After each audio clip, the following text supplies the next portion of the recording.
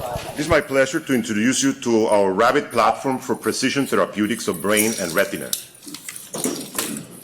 My name is Jaime Grutzendler. I'm a professor of neurology and neuroscience. My partner is Roshan Gunasekara, who is the chemist behind this platform, and we work closely with Emmanuel Asaboke, who is a Blavatnik Fellow.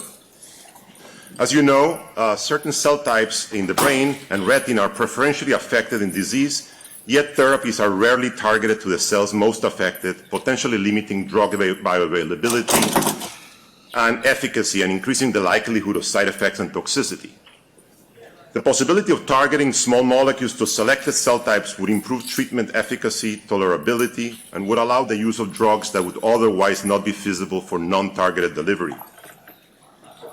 As you know, endothelial cells line up the blood vessels throughout the body and are affected in many disorders. However, even centuries ago, it was recognized that the brain and retina vessels had unique properties that set them apart. However, we currently have no methods for selectively targeting the endothelial cells of brain and retina. Today, I would like to introduce you to our exciting rabbit small molecules. Given their intrinsic fluorescence, we can visualize these small molecules and show that they enter the intracellular compartment, strongly labeling endothelial cells but no other cell types, as seen here on the left, following intravitreal injection in the eye, and on the right by live imaging of the mouse brain. We have a full understanding of the mode of action of these small molecules. Here, HEC293 cells were transfected with a mode of action protein fluorescently tagged to GFP.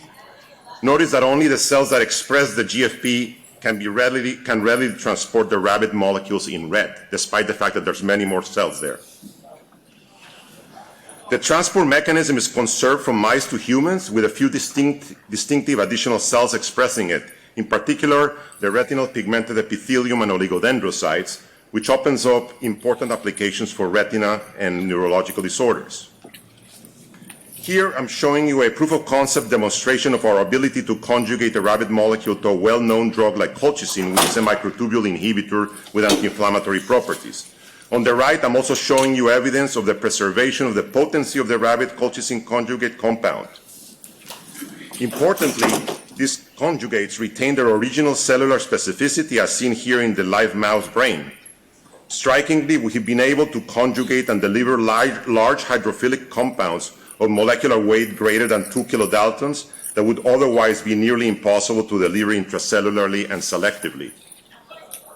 And here is a dramatic demonstration of the complete elimination of colchicine side effects. In this experiment, we shaved the fur of both mice. We administered daily subcutaneous injections of either colchicine on the left or rabbit colchicine conjugate on the right. Notice that the fur regrew perfectly on the right but not on the left.